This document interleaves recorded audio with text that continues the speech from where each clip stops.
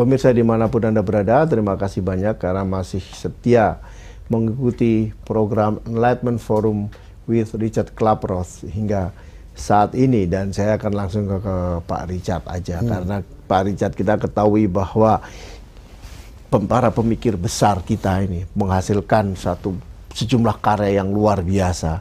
Salah satunya adalah Candi Borobudur, yang oleh banyak orang sekarang ini seringkali hanya dilihat hanya sebagai setumpuk batu berukir. Padahal kita ketahui karya demikian besar ini tercipta berkat suatu pemikiran-pemikiran yang sangat besar, tidak hanya di bidang karya seni, tapi termasuk di bidang kehidupan itu sendiri, di mana di dalamnya adalah termasuk sistem tata negara dan lain sebagainya. Dan ini tentu saja hanya bisa dicetuskan oleh mereka yang sangat paham pada arti enlightenment. Tapi sekarang ini, belakangan ini terutama, kita kelihatannya mengalami kesulitan untuk menciptakan karya-karya besar seperti itu. Dan ini saya kira terkait dengan masalah intelektualitas. Persis, Pak. Iya, bagaimana Anda melihatnya? Kembali kepada prinsip alam ya, yang sangat bagus, yang mengatakan the present is the key to the past, and the past is the key to the future. Artinya masa kita sekarang ini ditentukan oleh masa lalu. Kalau kita bisa mengerti proses-proses yang terjadi dari masa lalu sampai sekarang, dan kita paham prosesnya, dan proses ini bisa kita copy, maka kita bisa menentukan masa depan yang seperti apa yang kita inginkan. Karena kita tahu kalau proses seperti ini hasilnya ini, prosesnya seperti ini hasilnya ini. Kalau kita mempelajari ini, kita bisa memilih proses mana yang kita inginkan untuk menentukan masa depan kita. Sekarang kalau kita lihat, kita perhatikan, kita ambil contoh Borobudur. Kita tahu nggak Borobudur itu apa, bagaimana, kenapa, proses dibuatnya apa, filosofinya apa. Kalau itu saja kita pelajari, sekarang kita pelajari, kita akan mendapatkan banyak sekali pencerahan dari situ. Dan dari pencerahan-pencerahan yang kita dapatkan, kita bisa memilih mana yang akan kita pakai untuk menuju ke masa depan. Karena sudah ada model. Ya, untuk membuat itu adalah simbol, Borobudur, simbol satu keberhasilan, satu enlightenment dalam satu peradaban. Mencapai peradaban itu tidak gampang. Jadi kalau kita mempelajari itu bagaimana itu bisa terjadi.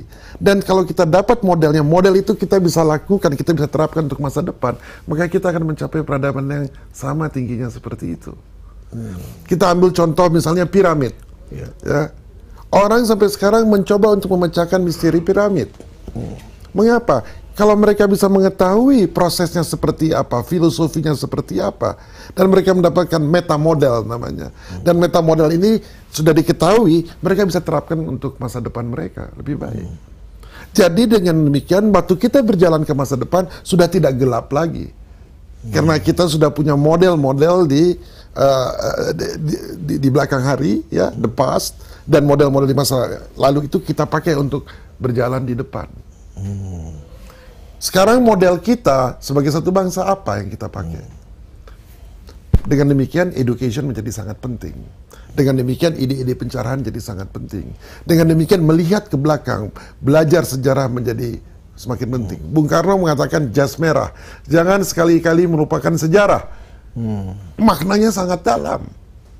Ya, bukan hanya menghafal sejarah hafalan saja, tapi maknanya apa? Reasonnya apa? Borobudur adalah satu simbol peradaban yang sangat tinggi yang pernah kita miliki. Sekarang kalau kita lihat peradaban kita dibandingkan dengan peradaban Buddha, sangat jauh berbeda. Kalau dalam soal ini saya ingin mengutip statement dari Profesor Jimli Asidiki terkait dengan keributan yang ada di DPR.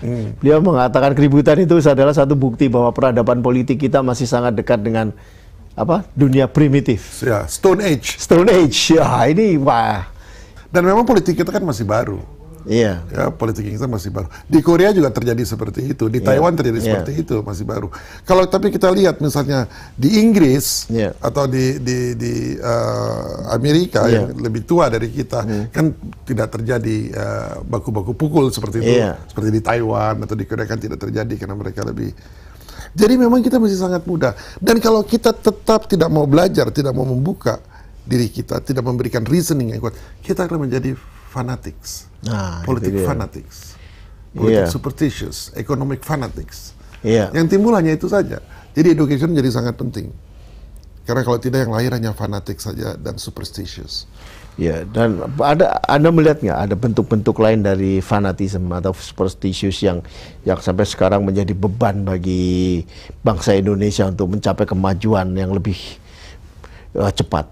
Ya, dua-duanya mempunyai common denominator, yaitu apa? Fear, rasa takut.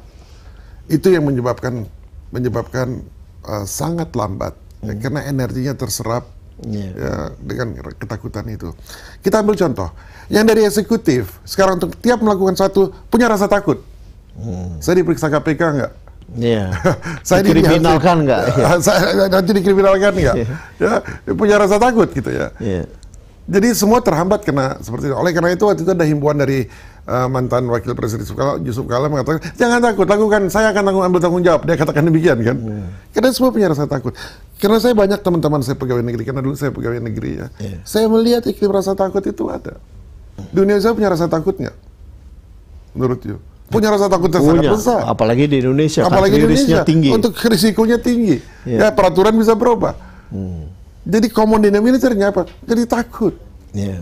Mereka menjadi fanatik dengan ketakutannya. Mereka menjadi superstitious dengan ketakutannya. Jadi bangsa kita menjadi bangsa yang fanatik dengan ketakutan dan superstitious dengan ketakutan kita sendiri. Kenapa? Karena berada dalam keadaan kegelapan. Jadi kalau bicara tadi enlightenment, pencerahan itu apa sih sebenarnya? Pencerahan menurut hemat saya ya, memang banyak deh, tapi menurut hemat saya adalah bagaimana kita membuka lapisan-lapisan di bawah yang masih tertutup. Kita ungkap, kita buka, sehingga dia bisa mendapatkan matahari tercerahkan. Baik untuk diri kita pribadi, sebagai individu, sebagai keluarga, sebagai suku, dan sebagai bangsa. Ya, kita membuka secara jujur semua lapisan-lapisan yang ada, yang tidak terlihat, kita buka, kita ungkap, dan kita itu terkena sinar, maka itu menjadi enlightened. Dan oleh karena itu, toolsnya itu cuma ada dua, freedom dan reason. Freedom of expression, thought, dan sebagainya, dan reason. Karena kalau itu tidak ada, kita tetap berada dalam kegelapan. Ya, dan tapi masalah freedom ini juga menjadi sangat seringkali menjadi apa ya? Seringkali dimanfaatkan oleh orang-orang sehingga ada muncul istilah yang namanya kebablasan gitu. Terlalu freedom antara lain. Sekali merdeka, merdeka sekali gitu. Seolah-olah hukum dan lain sebagainya itu bisa kita langgar, sehingga orang seringkali tidak bisa membedakan antara freedom and anarchy. Nah, ini kan satu hal yang sangat gawat menurut saya, dan ini juga membuat orang seringkali mengabaikan pemikiran-pemikiran yang bersifat lain.